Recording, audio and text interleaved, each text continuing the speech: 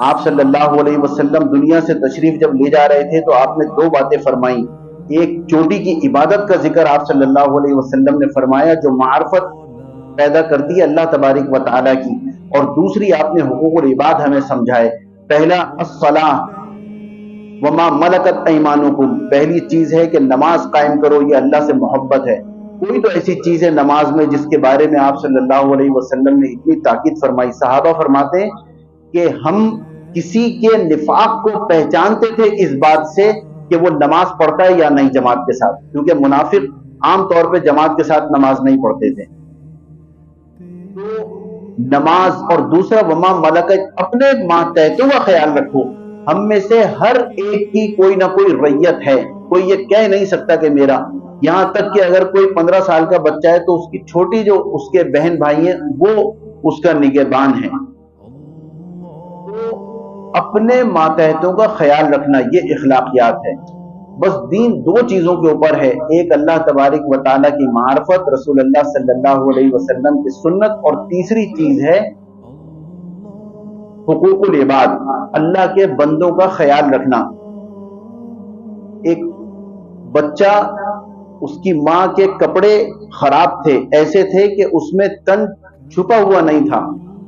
وہ اپنے چچا کے پاس گیا، کہنے لگا کہ مجھے چادر دے دیجئے میری ماں کے لیے.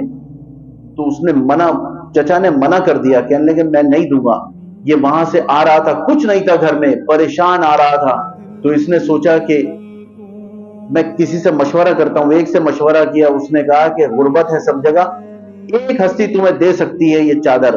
کہنے لگے وہ کون ہے؟ کہ وہ جاؤ دربار نبوی میں رسول اللہ صلی اللہ علیہ وسلم کے پاس. اس بچے نے گھر آ کے ماں سے ذکر کیا کہ میں اب ان سے لینے جاتا ہوں چادر.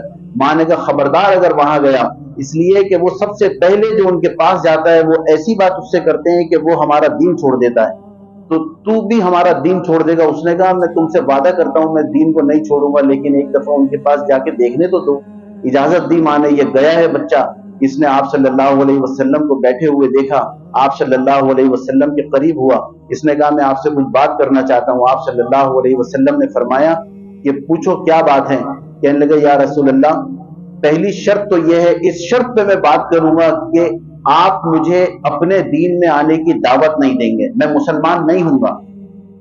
آپ صلی اللہ علیہ وسلم نے فرمایا کہ میں تمہیں دعوت نہیں دوں گا. پھر کہا کہ یہ چادر جو تم اوڑے ہوئے ہو یہ مجھے چاہیے.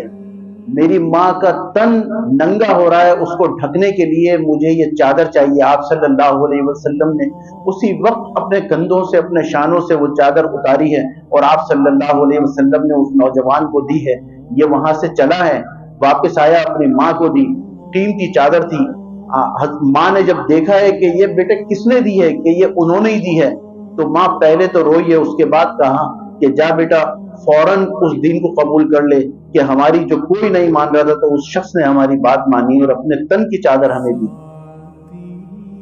آپ صلی اللہ علیہ وسلم کی سنت سے محبت، یہ ہے میرے دوستو اخلاقیات.